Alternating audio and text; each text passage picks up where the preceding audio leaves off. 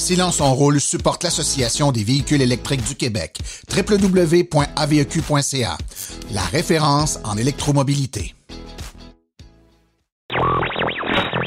L'épisode de cette semaine est une présentation du garage Arleco.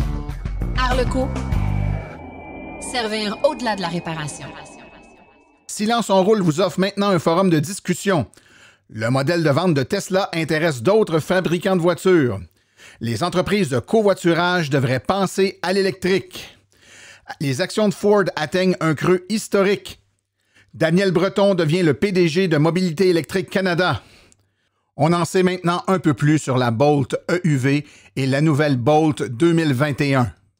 Branchez-vous avec Pierre Tadros, on parle de recharge en condo et en appartement. À Voiture électrique 101, on parle de la différence d'autonomie en fonction du conducteur du véhicule, les événements à venir dans les prochaines semaines, tout ça et bien plus encore dans le 75e épisode du balado Silence, on roule.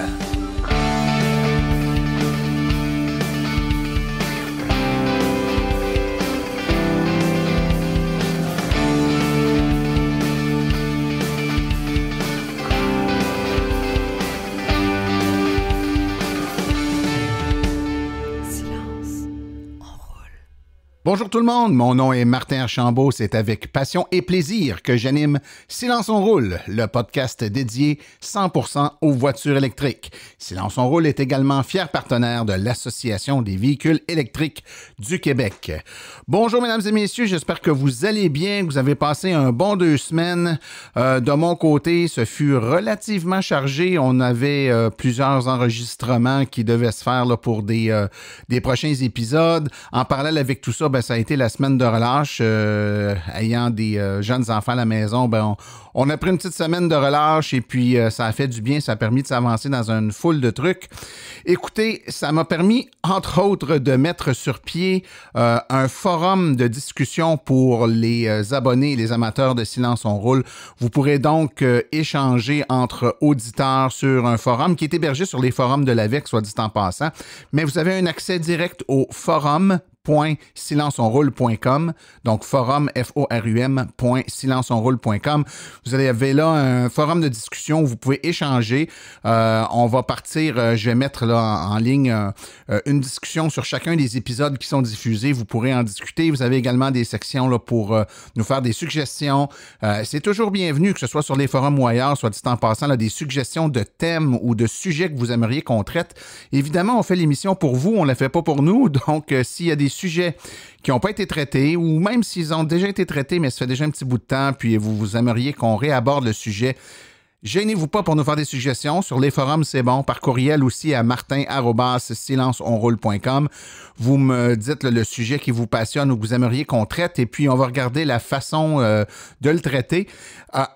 Dans le même ordre d'idées, si jamais vous avez des idées de personnes qu'on pourrait interviewer ou avoir en entrevue à l'épisode, vous connaissez un entrepreneur qui œuvre dans le domaine des voitures électriques et puis son histoire vaut la peine d'être racontée, vous avez une entreprise que vous connaissez qui fabrique des trucs qui sont en lien avec les voitures électriques et puis ça pourrait être intéressant pour les auditeurs, vous ne vous gênez pas, vous nous en faites part et puis évidemment, on va essayer de les contacter là, et de voir leur ouverture à participer au podcast Silence on roule.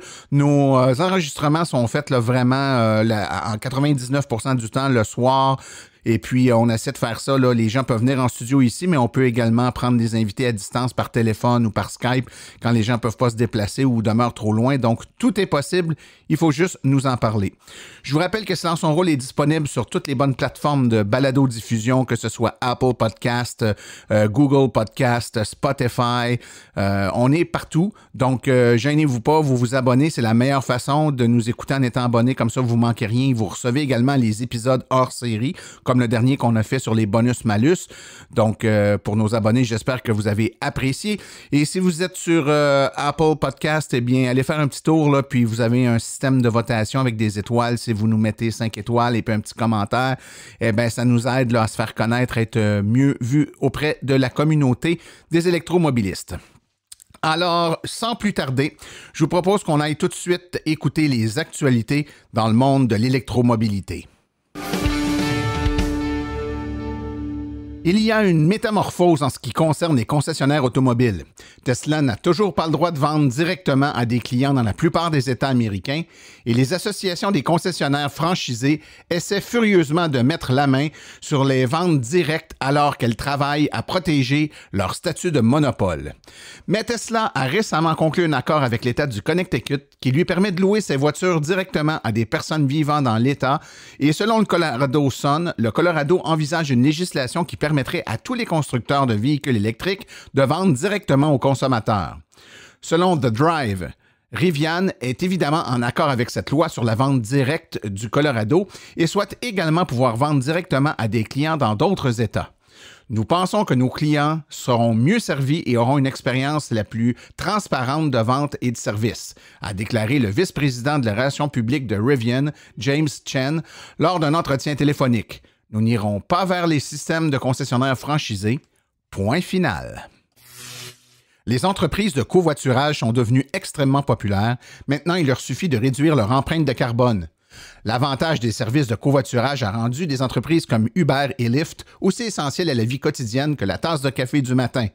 Que vous preniez un Uber à tous les jours pour aller travailler ou que vous utilisiez Lyft à l'occasion lorsque vous êtes en vacances, le covoiturage ne semble pas vouloir disparaître d'aussitôt, mais qu'en est-il de son empreinte de carbone? Lyft a annoncé en avril 2018 qu'elle voulait devenir carboneutre en achetant des crédits de carbone à l'organisme 3 Degrees. Mais les plantations d'arbres va-t-elle vraiment résoudre la crise climatique? Une stratégie beaucoup plus efficace consistera à éliminer les émissions et non à les compenser. L'argument commun en faveur du covoiturage est qu'il réduit les véhicules à occupation simple sur les routes, réduisant ainsi les émissions.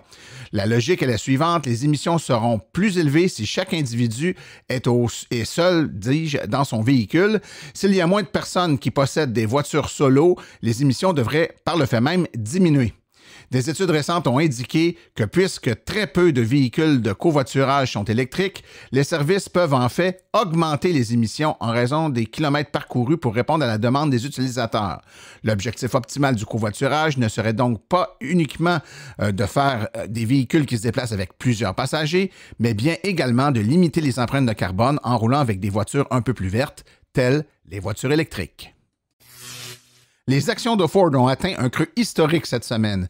Mercredi, lors d'une conférence pour les investisseurs à New York, le nouveau directeur de l'exploitation de Ford, Jim Farley, a déclaré que la société avait un sentiment d'urgence et de crise. La grande question est de savoir si les défis et la nécessité d'obtenir des marges bénéficiaires plus élevées à court terme affecteront le plan de développement des véhicules électriques de l'entreprise. Farley a déclaré cette semaine « Tout le monde chez Ford connaît la situation dans laquelle nous nous trouvons.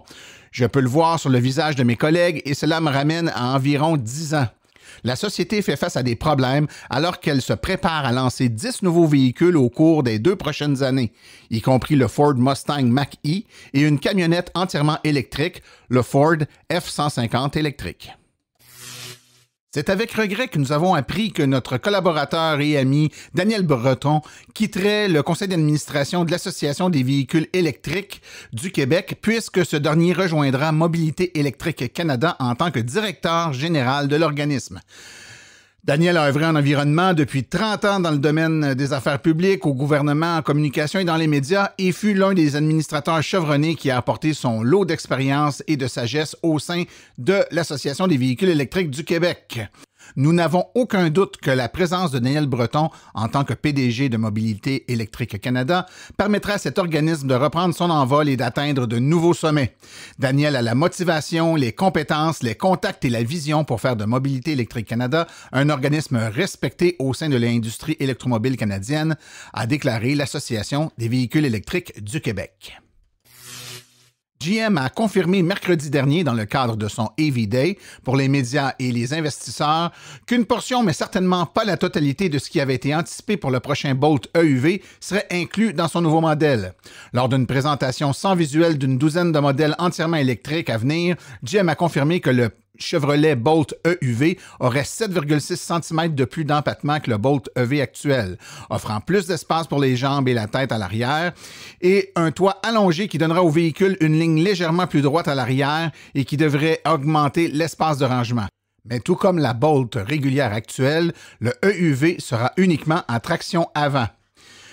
Une refonte partielle de la Bolt EV sera disponible pour les modèles 2021 et précédera l'arrivée de l'EUV, qui est prévue pour plus tard dans l'été 2021, probablement en tant que modèle 2022.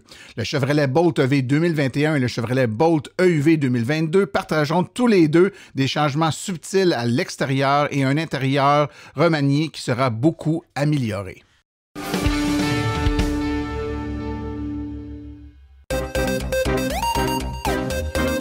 Chronique Branchez-vous avec Pierre Tadros. Bonjour. Depuis quelque temps, on me pose des questions sur les conditions d'installation de bornes de recharge pour les condos.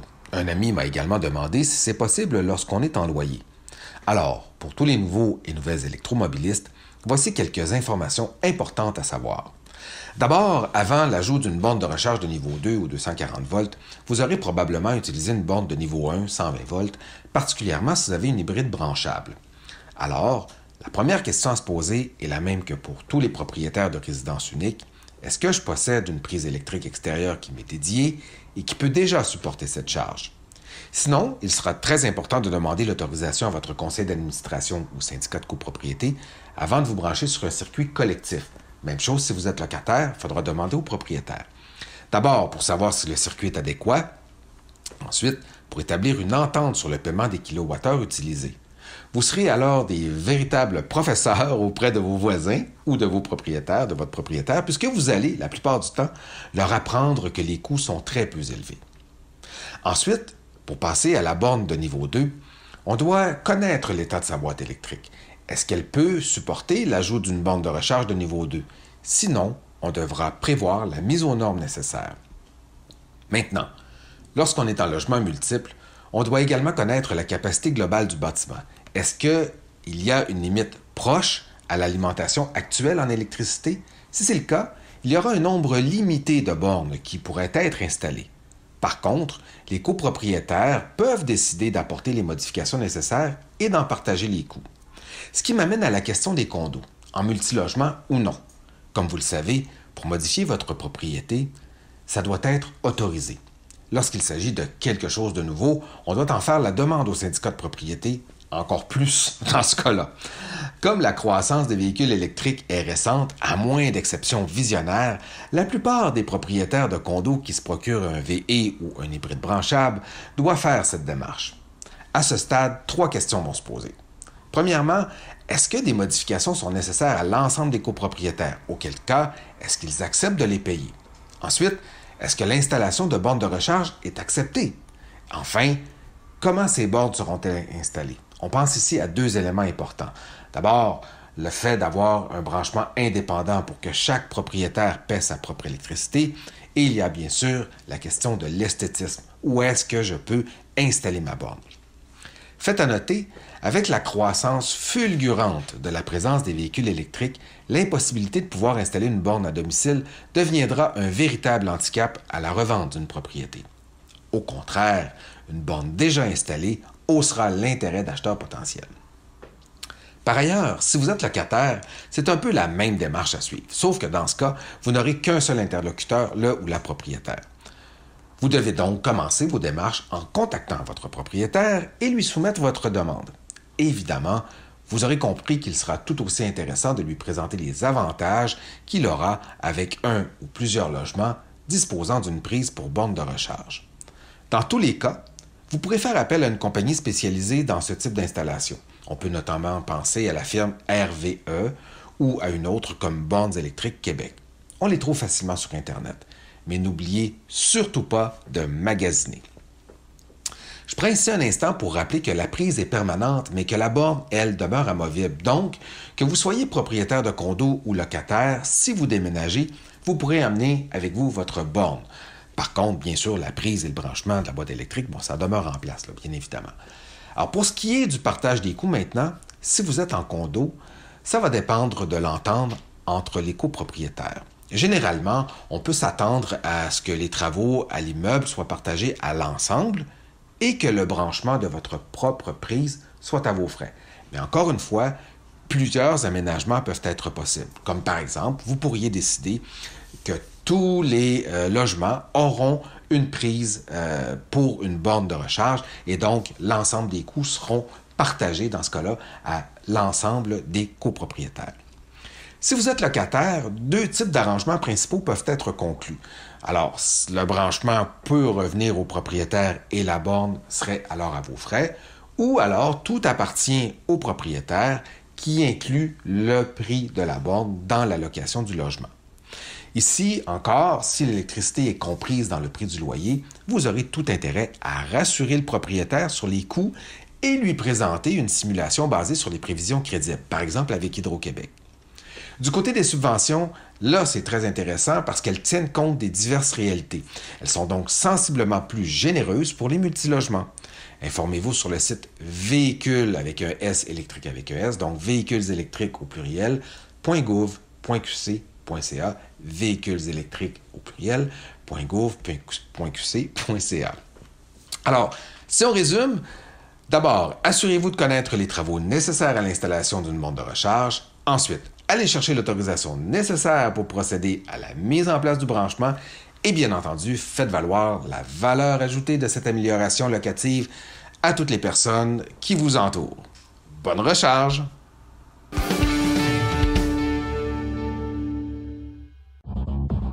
Ici Daniel Breton. Vous écoutez Silence on roule avec Martin Archambault.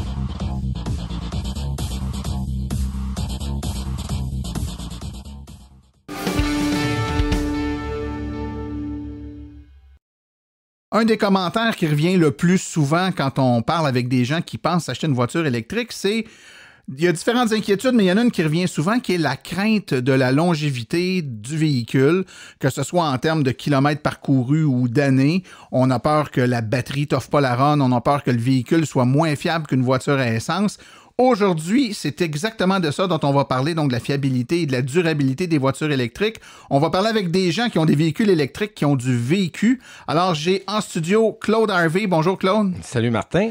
Peut-être tu pourrais nous dire quel véhicule tu conduis? Je conduis une Tesla Model S 2013 qui, si on arrondit le chiffre, qui va frapper le 312 000 kilos cette semaine. Wow, OK. Donc, on parle d'une voiture qui a du vécu. On a Jean Gaudreau. Bonjour, Jean. Bonjour. Quelle voiture tu conduis? Nissan Leaf 2015 avec 255 000 km. OK, ben toi aussi, tu as quand même du kilométrage un peu. Et au bout du fil, on a Romain Bélanger. Bonjour, Romain. Bonjour, Martin. Et toi, qu'est-ce que tu conduis puis quel est le kilométrage? Moi, j'ai conduit une Chevrolet Bolt LT, une 2017. Mon kilométrage est de 287 726 km. On est précis. Donc, on a toutes des voitures là ici qui ont en haut de 250 000 km au compteur, puis la plus vieille étant la Tesla, c'est ça? Oui, la Tesla qui est une 2013, la Leaf une 2015 et la Bolt une 2017. Déjà 285 000 km en 2 ans, Romain. D'après moi, tu ne fais pas juste faire du 9 à 5 dans un bureau à 10 km de la maison, toi, là. Non. Je fais de l'escorte avec ma voiture. L'escorte routière, là. Oui, j'imagine. On avait compris. Donc, c'est quand même sur des écoutes, c'est plus de quoi? Une centaine de mille kilomètres par année? Oui, c'est ça.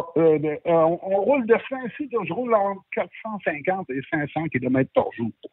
5 jours par semaine. Wow, OK. Bon, évidemment, toi, on comprend, Romain, c'est un usage, on va dire, intensif et atypique d'une voiture. Pour les 2 autres participants, Claude, toi, ton utilisation, est-ce que tu as acheté la voiture avec déjà beaucoup de kilomètres ou c'est toi qui la roules tant que ça? Oui, c'est ça. J'ai acheté la voiture il y a bientôt 2 ans. Elle avait 236 000 km au moment où je l'ai achetée. OK. Puis je roule à peu près 40 000 kilos par année dans mes temps libres. OK, wow. OK, ouais. C'est bon. Toi, Jean? On a acheté 9 au départ, dans le fond en 2014 ou 2014. OK. Avec les premières 2015 qui sortaient. OK. Puis, c'est ça. Fait que c'est surtout, je te dirais, c'est un usage à la locale, en ville surtout. Puis, on va rouler en général, c'est 45 000 kilos par année. Eh bien, en ville, seulement 45 000 kilos par année, vous roulez pas mal. Une seule voiture pour la maison. Okay. J'ai 3 enfants, fait qu'on fait beaucoup de taxis. OK. Wow, OK. Moi, j'ai aussi 3 enfants, puis j'ai l'impression de faire moins de taxis que ça. Peut-être parce que la plus vieille conduit, puis elle a sa voiture. Parfait. Donc, est-ce que... Puis écoutez, j'ai des questions, là, j'en ai plein qui me viennent en tête, puis j'ai hâte qu'on décortique un peu ça. Est-ce que, toi, tu viens de me dire, c'est essentiellement de la ville. Toi, Claude, est-ce que tu fais uniquement de la ville ou tu as quand même fait des longs voyages, vraiment dit des grands stretches? Oui, là? je fais de la longue distance. Je fais beaucoup de trajets de 400, 500, 600, 800 km, 1300 km dans la même journée. Là. Je vais en Virginie faire du vélo une fois par année. Je suis allé aux îles de la Madeleine cet été avec ma voiture. Donc, nous, une deuxième voiture électrique qui est une Spark. Okay. Donc, la Spark sert pour la ville, puis la Tesla, on roule. Tu joues dans les extrêmes? Oui, vraiment dans les extrêmes. La Spark, elle rentre pratiquement dans la vallée. Non. Mais oui, on est dans les extrêmes, puis chaque voiture a son utilité, dans le fond. OK. Romain, toi, évidemment, en faisant de l'escorte routière, c'est 450 km, tu disais, par jour. Donc, c'est essentiellement des grandes distances, mais à tous les jours. Mais est-ce que tu l'as aussi utilisé, ta voiture, pour faire un voyage, par exemple, ou des trucs comme ça dans le sud des États-Unis ou des trucs plus loin? Je me suis pas éloigné autant que ça là, dans le sud des États-Unis, mais souvent à Montréal, puis au Lac-Saint-Jean, puis... ma voiture, elle a un usage commercial, si on peut appeler ça, et personnel aussi, non, tu sais. Et toi, t'es de quelle région? Toi, t'es au Saguenay, hein? Non, moi, je suis en Gaspésie. Ah oui, en Gaspésie, c'est vrai. Oui, je suis à 1 heure en bas de Rimouski, à Amkoui, il y a pas. OK, Amkoui, excellent. Oui. Qui dit usage intensif de voiture ou voiture qui a du vécu, dit probablement l'apparition de certains bobos. Et c'est ça que j'aimerais vous entendre parler. Donc, un après l'autre, là, savoir, est-ce que vous avez eu des problèmes avec vos voitures à date? Si je demandais à Jean, toi?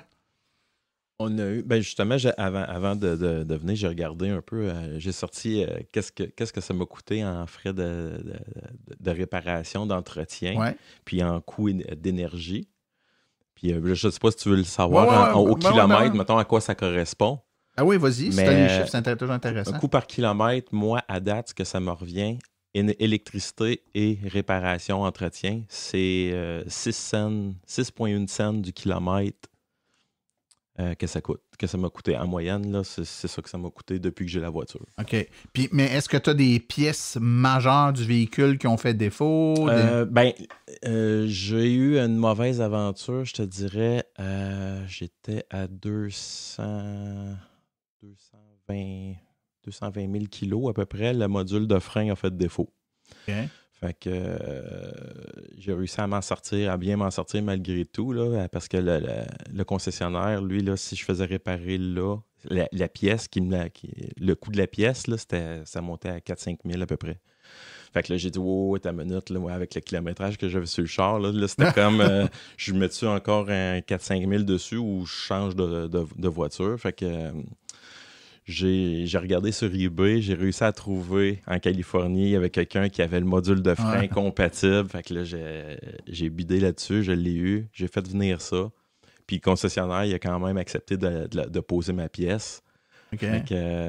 Fait qu'au lieu de me coûter 4 500, ça m'a coûté 1 200 au total avec le coût de gaz que j'avais emprunté à une voiture aussi. Fait que, excellent. Ça, c'est la plus grosse malchance qui m'est arrivée. Sinon, c'est de l'entretien normal. On a changé des amortisseurs en arrière à 180 000 kilos. Les freins, l'entretien de freins régulier. Mais sinon, tu sais, c'est ça. On met du lave-vite là-dedans, puis ça roule. C'est ça. C'est pas mal le seul liquide qu'on met dedans. Claude, toi, de ton côté? C'est sûr que moi, avant d'acheter, la voiture, elle avait quand même du vécu, là, 236 000 kilos. J'avais accès au dossier d'entretien en grande partie de l'ancien propriétaire. Donc, c'est certain qu'une Tesla 2013, à peu près tous les moteurs ont été changés sur les 2013. Fait que ça l'avait été fait, je pense, aux alentours de 80 000 kilos. C'est la batterie d'origine du véhicule. Les freins venaient d'être refaits au complet aux 4 roues. Moi, j'ai une suspension à l'air dessus qui est d'origine aussi.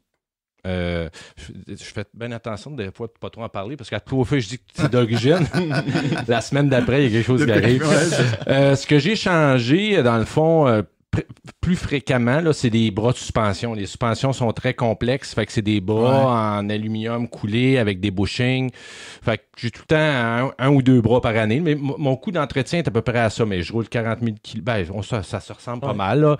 Donc, à peu près 5 sous du kilomètre, là, pour la partie entretien.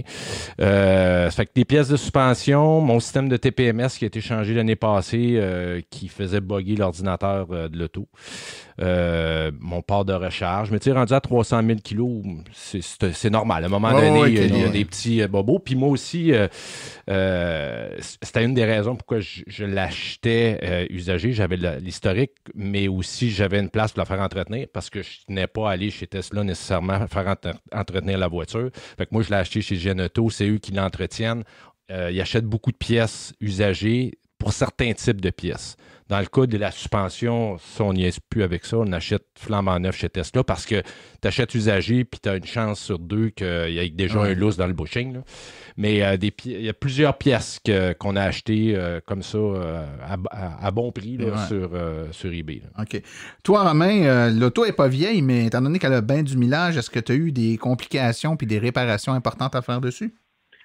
Bris majeur, non. J'ai pas eu de bris majeur. Tout ce que j'ai eu, c'est des bearings de roue en avant, ça conduit. Un à 80 000 km, puis le deuxième à 180 000 km.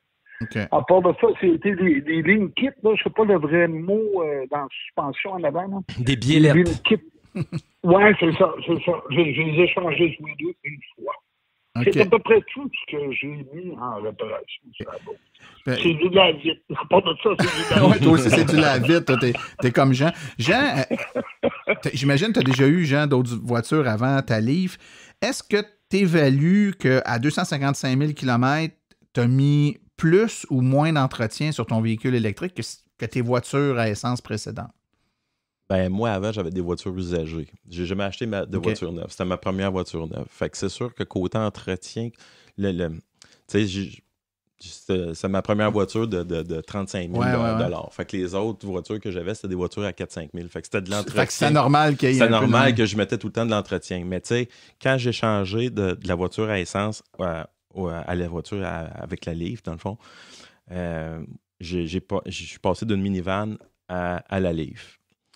Fait que ce que ça me coûtait en gaz, c'était le paiement du char. Ouais, fait que pour moi, fait exactement la même affaire que toi. C'est ça. Fait que dans le fond, moi, c'était changer 4,30 sous pour une pièce, puis dans le fond, j'avais une voiture neuve. Ouais, tout à fait. Ah, OK.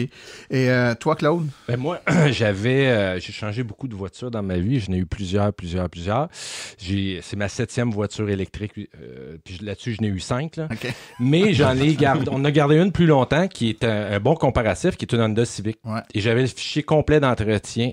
Et la Civic me coûtait 5 sous du kilomètre à entretenir avec les pneus. OK? Dans le cas de ma Tesla, ça me coûte à peu près ça, 5 sous du kilomètre à part les pneus. Fait que les pneus, tout dépendant si tu es pesant sur l'accélérateur, ça peut coûter...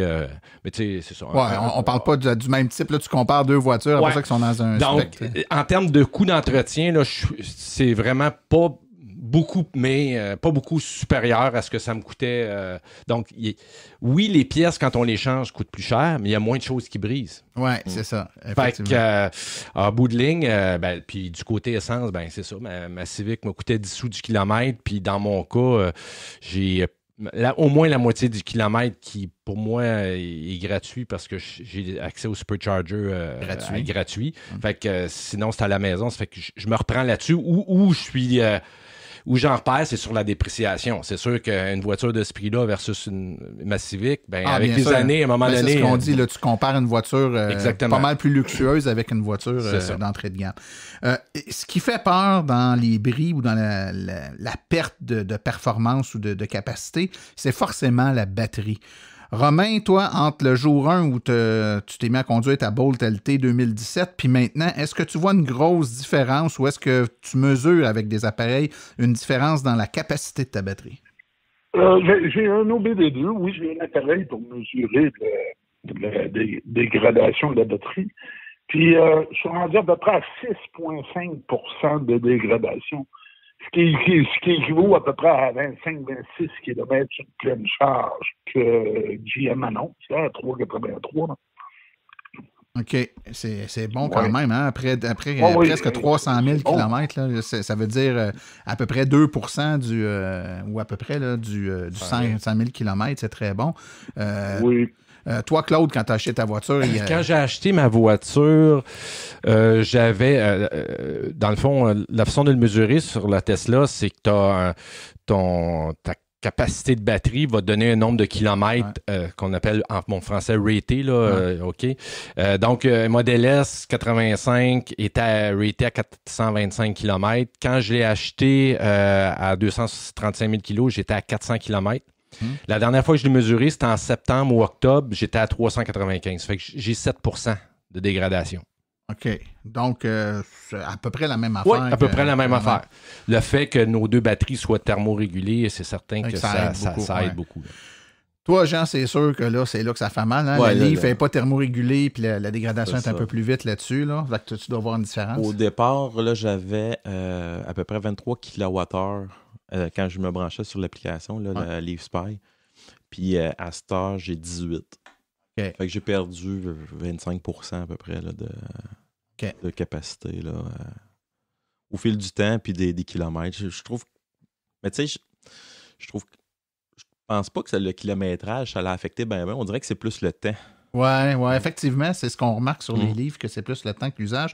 D'ailleurs, il y avait eu des tests très intéressants qui avaient été faits par Théo Taxi, qui avait des livres en utilisation vraiment intensive. Là, eux autres, là, c'était jour et nuit, recharge rapide d'un en arrière de l'autre. Et il y avait très peu de différence de dégradation de leur livre par rapport à une livre à usage normal, 20 000 km par année. Donc, c'était pas l'utilisation et la recharge. On dirait que c'est comme c'est le temps. Ouais, on peut penser que si la livre avait été laissée dans le stationnement du concessionnaire et qu'on l'avait mesurée après 3-4 ans, on aurait aussi eu une dégradation. Mais en même temps, la question que j'ai envie de te poser, c'est 25%, là, c'est le quart de la capacité. Est-ce que la voiture répond encore à tes besoins? Ah, tout à fait. Je te pose la question pour une bonne raison, c'est que les gens ont toujours peur que s'ils perdent quelques pourcents, ils ne pourront plus utiliser l'auto. Là, toi, tu en as perdu 25%, puis tu es encore capable de fonctionner avec. Parce que c'est sûr que selon nos besoins à nous autres, ça fonctionne. C'est sûr que si je faisais de la grande route, bien sûr, ça ne fonctionnerait plus. Mais peut-être qu'en partant, ça n'aurait pas été non plus la bonne voiture. Non, si tu faisais effectivement. de la grande route tout le temps. Fait que pour nos besoins, oui, c'est sûr que ça fait encore le travail. Puis à l'époque, c'est sûr que quand on a acheté la voiture, il y avait plus de bornes. C'est-à-dire qu'il n'y avait pas beaucoup de bornes. Fait que là, c'était pratique d'avoir de l'autonomie. Mais là, à cette heure, il y a des bornes à peu près partout. Tu sais, le réseau a vraiment grossi. Puis on peut se charger à plein de places, pareil. Là, fait que c'est moins... l'impact est moins grand. C'est beaucoup moins problématique, puis pas mal moins... beaucoup moins d'anxiété. Écoutez, le temps file, mais j'ai encore quelques questions à vous poser, messieurs. Est-ce qu'il y a des façons de faire en sorte, quand on s'achète une voiture électrique, qu'on va prolonger la vie, qu'on va mettre de notre côté les chances pour être capable de la garder puis de l'utiliser dans le maximum de sa capacité le plus longtemps possible? Claude, as-tu une vision là-dessus? Je pense que l'important, comme n'importe quel véhicule, c'est de s'assurer de faire l'entretien adéquat du véhicule, autant entretien en cas de bris que du préventif. Donc, moi, annuellement, je fais... ce que je veux pas, c'est me retrouver sur le bord du chemin en descendant en Virginie, stallé. Oui. OK? Fait que le préventif, pour moi, est important. Une fois par année, inspecter à fond par des gens qui connaissent ça pour m'assurer que s'il y a des choses à changer, j'ai fait de l'entretien. J'ai changé des morceaux de façon préventive dessus. Ouais. Parce que ce qui fait qu'à un moment donné, on change de taux, c'est que on a eu une ou deux bad luck, on reste pris sur le bord du chemin où c'est ça. On perd notre journée. Le temps, on aime moins ça. On aime moins ça, puis on a moins de patience. Fait que je pense que de bien entretenir son véhicule, puis de réaliser que c'est un véhicule, qu'il y a des morceaux qui vont briser, puis il va falloir... C'est la vie. C'est la vie. C'est juste un véhicule. Faut pas s'en faire avec ça, c'est ça. Ouais. C'est ça. Toi, Romain, est-ce qu'il y a une attention particulière que tu portes à ton véhicule pour l'aider à t'offrir longtemps? Ou il est bon de même naturel? T'avouer, franchement, je fais pas grand-chose pour essayer de prolonger la vie. mes recharges sont tout le temps à 100%. Je fais des BRCC, j'en fais 50 à 60% de mes recharges, c'est sur des BRCC. Je ne fais vraiment pas attention, là, pour dire, là, c'est tout le temps à 100%, puis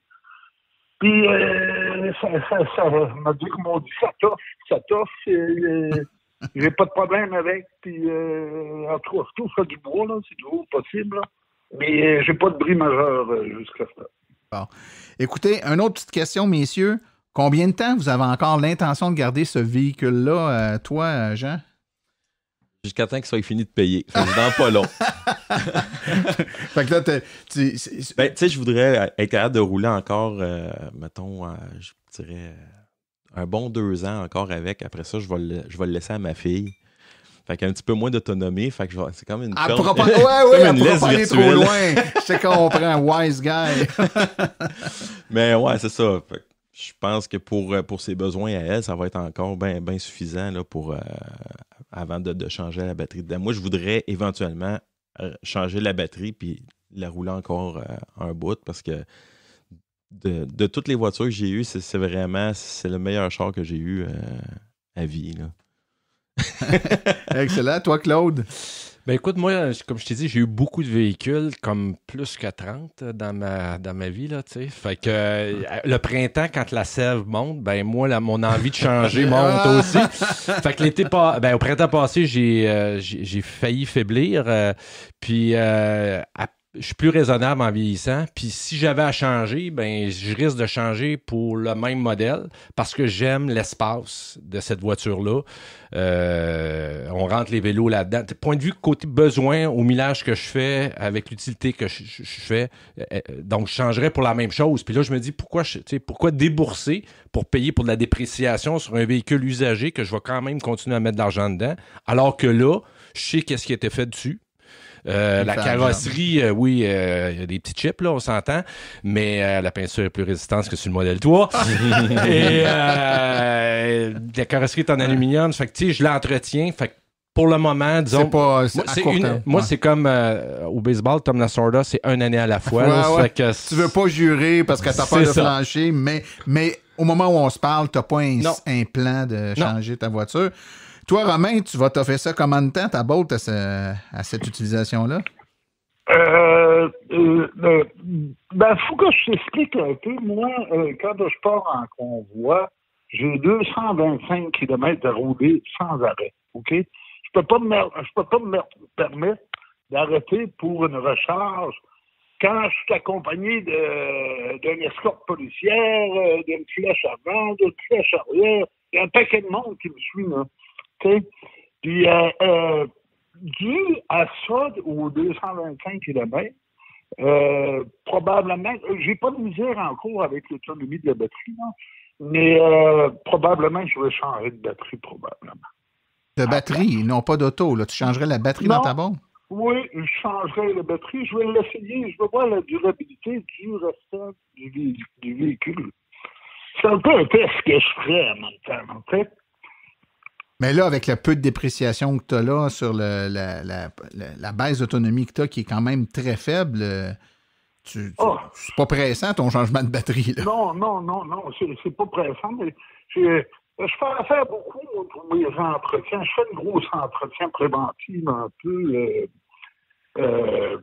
comme on disait tantôt, là, comme vous parliez tantôt. Là. Puis je monte à Trois-Rivières pour ça. Là. Il y a un garage qui fait de l'entretien seulement ces véhicules électriques. Je pense qu'on sait à peu près tout c'est qui. Ouais. Puis, je vais là pour mon entretien préventif, justement. Puis le propriétaire, justement, me parlait de ça. Puis il dit au ménage que de là, changer de voiture, tu vas avoir trop grosse dépréciation, tu sais. J'arrive à 300 000 km.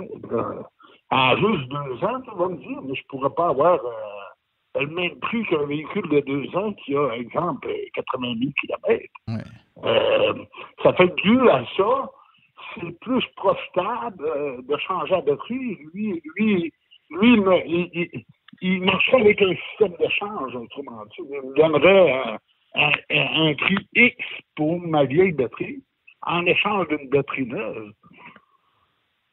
C'est quand même avantageux, puis c'est quand même pas trop dispendieux, pareil. Non, effectivement. Pour l'usage que je fais, en plus. Faut bien comprendre que ton usage est particulier. Là, puis tu sais, je le répète, mais je veux que les gens qui nous écoutent le comprennent. C'est un peu atypique de faire 150 000 km par année avec une voiture électrique de surcroît. Donc, c'est bien certain que même si ta voiture est récente, tu as quand même une batterie qui t'a offert tout près de 300 000 km de distance parcourue. C'est quand même exceptionnel. Puis je constate que tous les trois, en tout cas... vous n'êtes pas pressé de la changer, comprenez-vous? Vous allez, oui, vous savez que vous allez la changer un jour, mais c'est pas une presse. Je pense que ça remet un peu dans le contexte des gens qui ont peur et qui pensent que la voiture électrique t'offrira pas ou ça sera pas long. Donc, si on résume ça, puis si on finit avec ça, avez-vous l'impression que de rouler longtemps avec le même véhicule quand il est électrique, c'est plus difficile à faire qu'avec une voiture à essence, Claude? Non, je crois pas que c'est plus difficile à faire. C'est ça. Si le véhicule rencontre encore nos besoins, comme j'en parlais tantôt, il y a moins de composantes. Oui, ça prend une certaine expertise pour pouvoir faire l'entretien, mais il y a moins de composantes. De plus en plus, il commence à avoir des pièces usagées qui nous permettent de continuer encore à rouler avec. Puis, mais il faut avoir la personnalité d'auto-usagers. Ouais. Jean disait qu'il y a tout le temps eu des auto-usagers. Il y en a plusieurs que dès que la garantie finit après 4 ans, 80 000 km, ils vont changer de véhicule. Ouais. Donc, il faut aussi que Mais avoir la philosophie de voiture usagée, c'est vrai autant dans la voiture à essence que dans la voiture électrique. C'est pas propre à la voiture électrique. Fait que le fait qu'elle ait du millage, qu'elle ait du véhicule, et qu'elle soit électrique, le fait qu'elle soit électrique, ce que je comprends, c'est que ça n'a pas, dans votre cas, changé. Ça n'a pas été un facteur très différent. Une voiture à essence de 300 000 km où c'est usagé, puis ça prend... Je te dirais même que je suis moins nerveux de rouler avec une voiture électrique à haut kilométrage que de rouler si je roulais avec une voiture à essence à 310 000 kg, parce qu'il y a plusieurs affaires qui peuvent briser là-dessus. Là. Ouais. Moi aussi, j'ai ce feeling-là. Fait que toi, Jean, c'est la même perception. Oui. Puis, tu sais, la façon que je voyais ça, tu sais, au kilométrage que je suis rendu, il y a du monde qui serait peut-être rendu à leur 3e voiture à essence. Ouais. Puis toi, je roule encore mon électrique. Fait que, à un moment donné, tu sais, je pense que c'est un choix aussi qu'on doit faire. Là, on parle de pollution puis tout, mais les personnes qui changent souvent de voiture, si le monde les a fait plus longtemps, ben, en tout cas, ça serait meilleur pour l'environnement en réalité. Mais de rouler, nous, dans notre cas, avec une voiture électrique, puis qu'on a toffé jusqu'à 250 000, puis elle est encore très bonne pour, j'imagine, de se rendre à 300. Mon souhait, c'est qu'on se rende à 300 000. Ben, je veux dire, le nombre de voitures qu'on a sauvées aussi sur le parc automobile. Tout à fait. Ben écoutez, messieurs, je pense que ce qu'on voulait démontrer aujourd'hui, c'était que ça peut rouler longtemps, puis que les gens qui ont peur de s'acheter une auto électrique, de craindre que ça ne puisse pas leur rendre un service aussi longtemps que leur voiture à essence le fait. On vient de démontrer que c'est loin d'être le cas. Il n'y a aucun problème. La voiture électrique va durer aussi longtemps. Donc, Claude Harvey, Jean Gaudreault et Romain Bélanger, messieurs, merci beaucoup de votre présence aujourd'hui. Ça fait plaisir. Ça fait plaisir. Merci.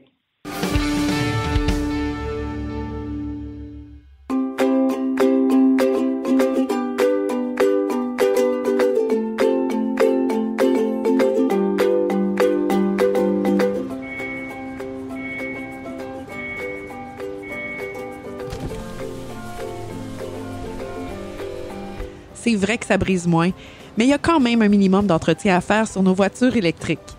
Quand est venu le temps de faire l'entretien de mon véhicule, j'ai choisi de faire confiance à l'équipe d'Arleco plutôt que le concessionnaire. Ça fait maintenant 3 générations que cette entreprise familiale chouchoute nos voitures et ils ont été parmi les premiers à s'engager activement dans l'électrification des transports tout en adoptant des procédures et des produits sains pour l'environnement. Avec ses techniciens spécialement formés à l'entretien et réparation des voitures hybrides et électriques, Arleco nous offre aujourd'hui la même qualité de service sur nos VE qu'elle a toujours livré depuis bientôt 40 ans. De plus, Chez Arleco, j'obtiens 10 de rabais sur la main-d'œuvre et les traitements anti-rouille avec ma carte membre hors de l'AVEC. Arleco Génération 3, 8470 boulevard Parkway à Anjou. 514-352-1446 ou arleco.ca. Arleco, servir au-delà de la réparation.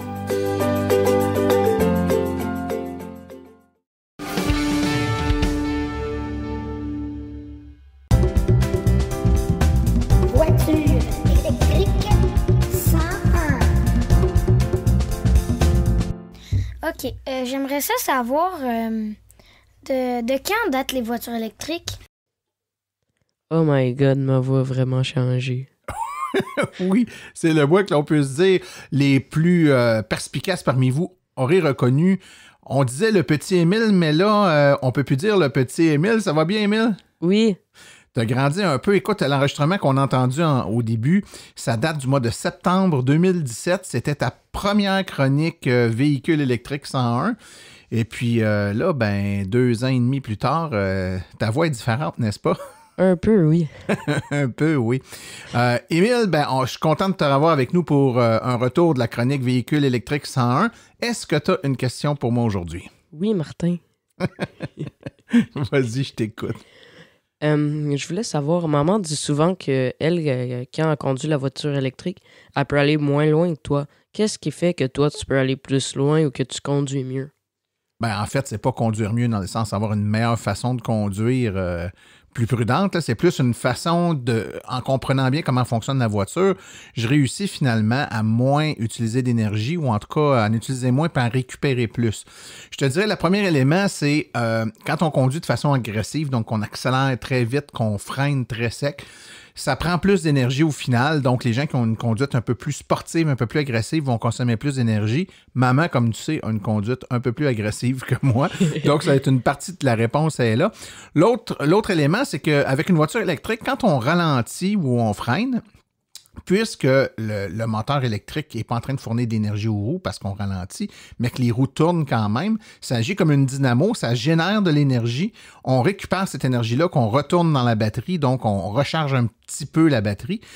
Donc, quand on est habitué avec une voiture électrique, on prend l'habitude, par exemple, de ralentir, de commencer à ralentir un peu plus d'avance pour régénérer plus longtemps de l'énergie pour en récupérer un peu plus.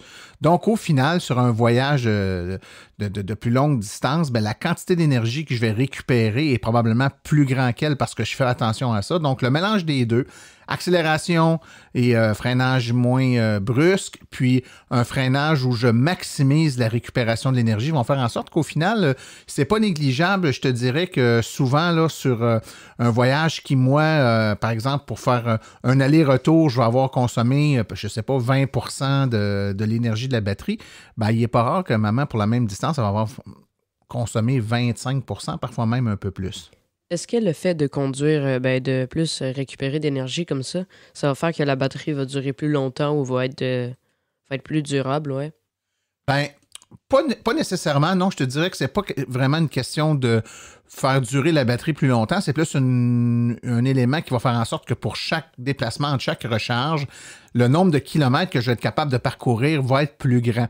Par exemple, il arrive l'été qu'il y a des parcours qu'on fait, moi puis maman. Moi, je suis capable de le faire 2 fois avant d'être obligé de charger, alors qu'elle, après un aller-retour, elle doit recharger la voiture, ça va être capable de refaire la même distance, alors que moi, je vais être capable de la faire sans charger, parce que je fais attention. Tu sais que ça faisait attention, elle aurait les mêmes résultats. Ce qui fait que souvent, on va voir qu'il y a des électromobilistes d'expérience qui vont faire des trajets qui peuvent paraître impossibles pour des nouveaux électromobilistes qui ne sont pas encore habitués de bien conduire leur voiture électrique avec les particularités que ça a. Donc, ils vont se rendre compte que les gens d'expérience vont aller plus loin qu'eux. C'est tout simplement parce qu'on a, au fil du temps, optimiser, peaufiner notre façon de conduire pour aller chercher l'extra petit kilomètre qui va nous permettre d'aller plus loin. Mais au final, un comme l'autre, je pense pas que ça va user plus la batterie. Je te dirais que si on veut pousser le raisonnement à l'extrême, si quelqu'un conduit moins bien, il va consommer plus d'énergie, il va donc devoir recharger sa batterie plus souvent. C'est plus le fait d'avoir rechargé, d'avoir plus souvent, donc plus de cycles de recharge-décharge qui va affecter la batterie que le fait d'avoir conduit d'une façon un peu plus modérée. Merci beaucoup. Ça répond à tes questions, mon jeune homme? Oui. Bon, ben écoute, la prochaine fois qu'on va se reparler, tu vas sûrement avoir terminé de muer, donc les gens te reconnaîtront pas encore. On pourra dire que tu es rendu maintenant le très grand Émile.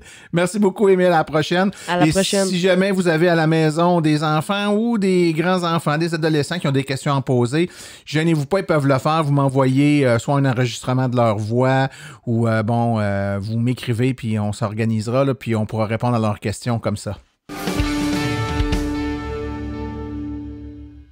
Voici les événements à venir dans les prochaines semaines dans le monde de l'électromobilité. Conférence vers une révolution verte le 25 mars à 18h45 à l'école Le Baluchon de Sainte-Rose. C'est au 216 boulevard du Souvenir à Laval. Conférence de Daniel Breton et de Alexandre Warnett. Conférence La voiture électrique, est-ce pour vous le 25 mars à 19h à la bibliothèque de Brossard, Georgette Lepage. C'est au 7855 avenue San Francisco. C'est une conférence donnée par Simon-Pierre Rioux. Conférence La voiture électrique, un survol électrisant, le 2 avril à 18h30 à la bibliothèque Bruno Segmen. C'est au 1550 118e rue à Shawinigan. Conférence que j'aurai l'honneur de donner. Conférence La voiture électrique, est-ce pour vous le 22 avril à 19h à la bibliothèque publique de Dollard-des-Ormeaux. Conférence de Simon-Pierre Rioux au 12001 boulevard de Salaberry. Salon du véhicule électrique de Montréal, c'est du 24 au 26 avril 2020 au Stade olympique. Ne manquez pas ça, des exposants, des conférences, j'aurai la chance d'y être d'ailleurs, donc à visiter en très grand nombre. La conférence La voiture électrique, est-ce pour vous le 29 avril à la Grande Bibliothèque nationale du Québec au 475 boulevard de Maisonneuve. Conférence donnée par Simon-Pierre Rioux. Et la conférence La voiture électrique, est-ce pour vous le 9 mai à 9h au centre multifonctionnel Francine Gadebois. C'est au 1075 rue Lionel Daunet à Boucherville. Conférence de Simon-Pierre Rioux. Ceci conclut la présente balado-diffusion. Silence on roule remercie tous ses collaborateurs, particulièrement aujourd'hui Claude Harvey, Jean Gaudreau, Romain Bélanger, Pierre Tadros et le petit Émile. Nous remercions également le Garage Arleco, commanditaire principal, et l'Association des véhicules électriques du Québec, partenaire de Silence on roule. La reproduction ou la diffusion de l'émission est permise, mais nous apprécierions en être informés. Pour toute question concernant l'émission, écrivez à martin@silenceonroule.com. Pour les questions générales regardant l'électromobilité ou l'association, écrivez à info@aveq.ca. Pour vous renseigner et avoir accès à toute l'information et la documentation de l'AVEQ, www.aveq.ca. Je vous rappelle que sur notre site web, afin de vous faciliter la tâche, vous avez accès aux archives de nos balados ainsi qu'à des hyperliens vers les sites web mentionnés aujourd'hui, le tout directement au archive-au-pluriel.silenceonroule.com. Et maintenant, vous avez accès à notre forum de discussion sur lequel vous pouvez échanger sur le présent épisode ou tout sujet concernant le balado Silence on roule, le tout à forum.silenceonroule.com. Mon nom est Martin Archambault et d'ici le prochain balado, j'espère que vous attraperez la piqûre et direz, vous aussi, silence, on roule.